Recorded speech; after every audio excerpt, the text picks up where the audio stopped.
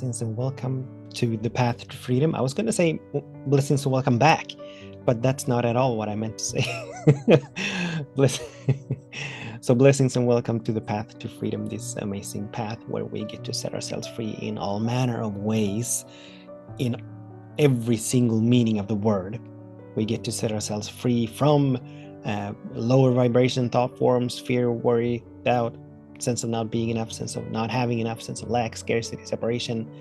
We get to set ourselves free to be in ever-expanding love and joy and peace and harmony and wholeness and beauty and abundance and all these amazing qualities. We get to set ourselves free to forever allow for greater and grander expressions of who and what we are. We get to set ourselves free to soar, to shine, to glow in ways beyond our imagination.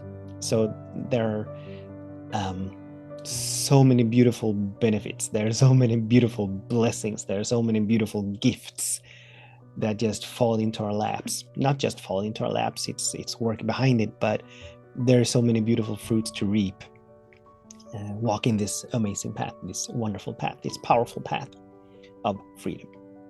My name is Daniel Roquillo, and I am very grateful and honored that you are choosing to join me in this now moment as we are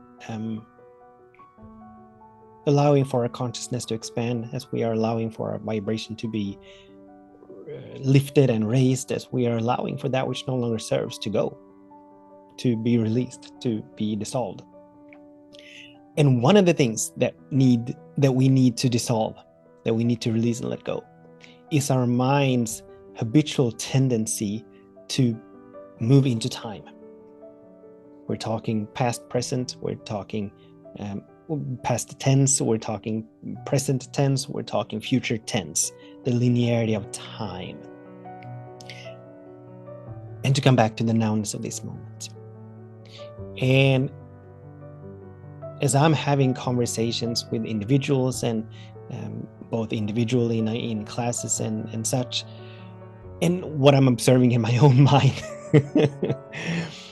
is that the mind has this enormous, what seems to be an enormous tendency to move into either past or future, which are the two tenses that are most predominant.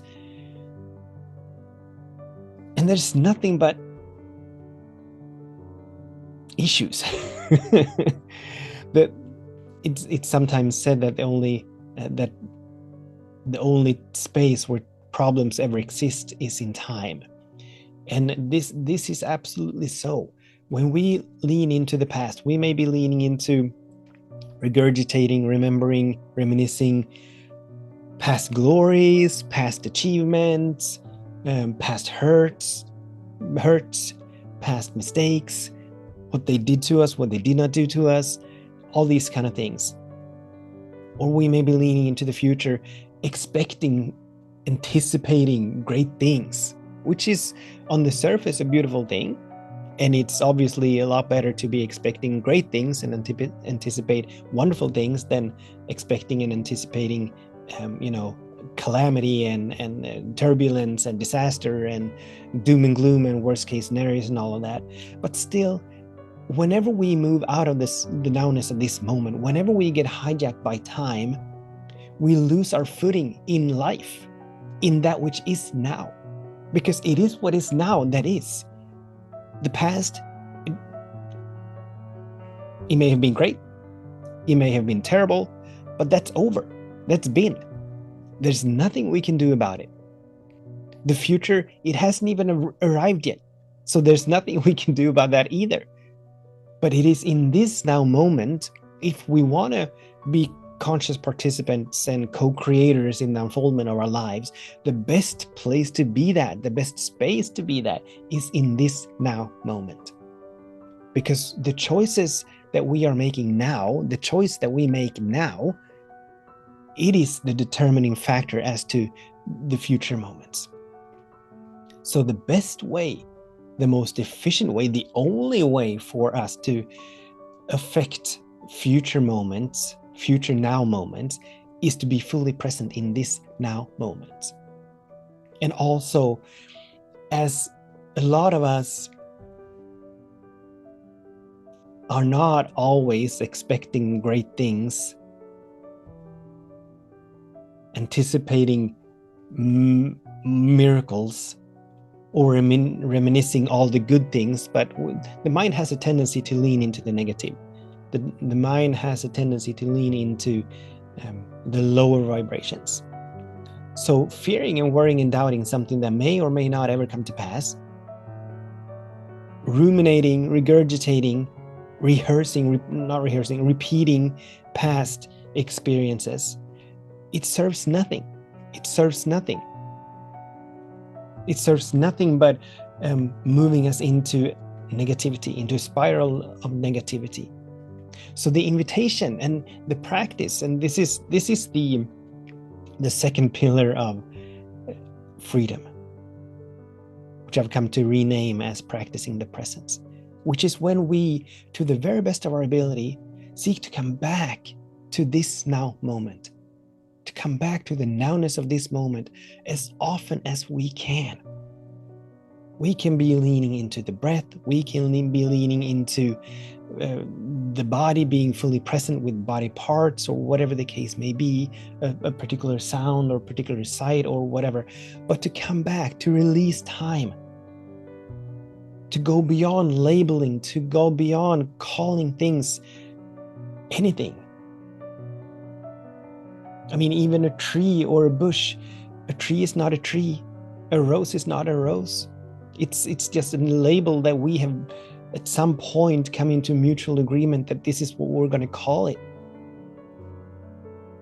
But by calling things, as the phrase that has come to me recently, or it was quite a while ago, everything is nothing until we make it something. So by calling a tree, we miss out on the unique individuality of that particular being, of that unique, perfect, whole, complete expression of the one mind, the one presence, the one life. But coming back to the nowness of this moment, really witnessing and observing what is here around us, what is here within us, what is the content that is flowing through our minds. What are the stories, the beliefs, the judgments, the opinions that we are being hijacked by, or that we are being aware of in this now moment? Just coming back, witnessing and observing, coming back, making coming back a habitual practice. I remember Eckhart Tolle saying at one point, this was a long time ago, he said that, and I absolutely agree, and this is a part of my practice. He said that, well, it's beautiful to be in meditation for half an hour every day. Being in meditation for half an hour every day, and then completely forgetting about being present for the remaining time of that day, it does not serve nearly as much as skip the meditation. And please don't hear that I'm inviting us to skip the meditation. I'm not. I'm inviting us to lean heavily into meditation. But he said that it's better to skip the meditation and then have moments of coming back to the nowness of this moment, or as he calls it, the now, many times during the day, so that there is a balanced presence. So there's a balanced practice of being present, kind of like when we're breathing. When we are breathing, actually, when we give the body permission to breathe, sometimes we breathe, we take over the breathing, and then it becomes ragged, and it becomes uneven, and it becomes unbalanced sometimes. But when we release, when we surrender to the body's innate ability to breathe, how the body breathes is very evenly. It takes a little bit of breath here, it releases it, takes a little bit of breath here, it releases it, it takes a little bit of breath here, it releases it, and on and on and on it goes. It doesn't just take one big breath, then it's holding for as long as possible. I cannot hold it anymore, I gotta release it. And then it takes another big breath. That's not how the body works. But there's a beautiful flow. There's an even flow, a balanced flow. And we're wise to emulate that. or to at least use that as a reminder, or to use that as an invitation for us to have a very even nowness practice, to practice the presence very evenly. Absolutely, to have a space of meditation every single day where we sit in formal meditation, but also using our moments in between to come back to the breath. Come back to the breath, come back to the breath, come back to the breath. It doesn't have to be for long. It doesn't have to be for hours and hours at a time, but just come back to the breath, being conscious with the breath, being aware of the breath for a couple of breaths, then releasing it, going back into the world. And then half an hour later, 20 minutes later, 10 minutes later, we come back. Staying with the breath for a couple of breaths, moving back into the world. This is what allows us to remain sane. This is what allows us to remain in a high vibration. This is what allows us to not get hijacked, or at least not as hijacked, by the content in our minds, by the judgments, the opinions, the points of views, the stories, the beliefs that we hold on to, that flow through our consciousness. So this is a practice. This is a powerful, and it is a necessary practice. I was having a conversation the other day with an individual who was sharing that in the presence of others, this individual is very receptive to the energies of others. And this individual, she shared that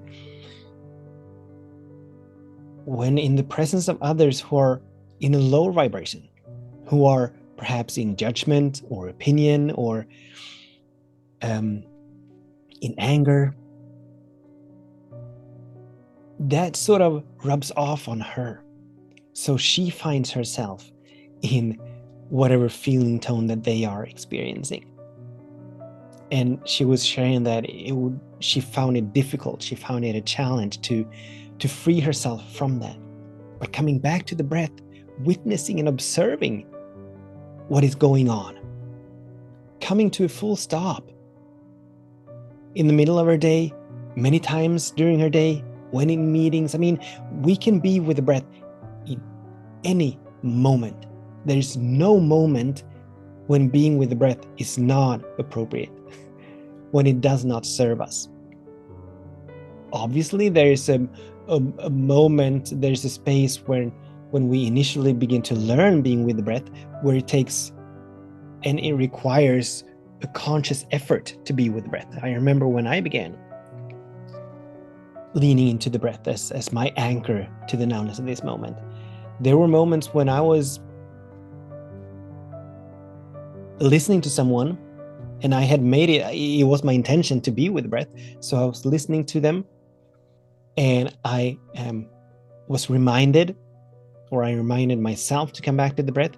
And it took such an effort for me to be with the breath that I completely paid no attention at all to what they were saying. It was like they weren't even here. I was so focused on being with the breath. So obviously there is, we need to begin with having our training wheels before we can begin to do flips and turns and all of that. But and now, a number of years later, it is no effort at all for me to be with the breath. So I can be fully present with the breath and still be fully present with what the other individual is saying. So there's no space nor place when being fully present in this now moment, when it distracts us from anything. If anything, it enhances our ability to be present. Not if anything, that is what it does. It enhances our ability to be present with whatever it is that we're doing. If I'm midwifing a course, I am with the breath.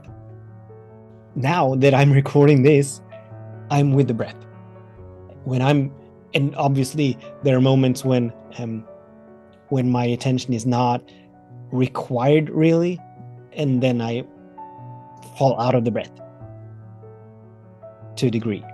And then there are moments when there is a heightened intensity, and then I'm pulled into the breath, being very present with the breath. So it's sort of an on and off kind of thing.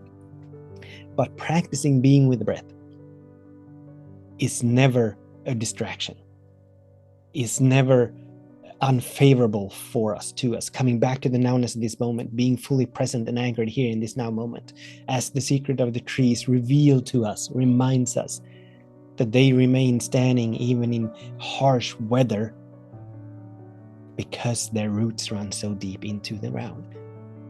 So we are wise to let our presence roots run so deep into the consciousness, into the eternal moment, the now moment.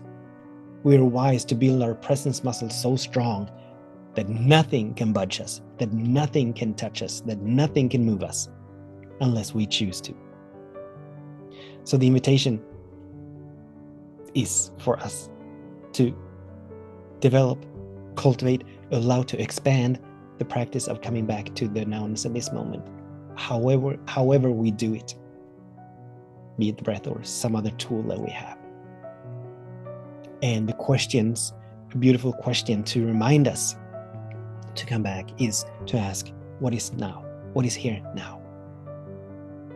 That question, whenever we remind ourselves, whenever we remember to ask that question, we are pulled out of time. So working that question into our practice, into our daily practice, is a beautiful tool to move us out of the linearity of time into the eternal moment, into the nowness of this moment. Thank you so much for tuning in, for participating, for joining me.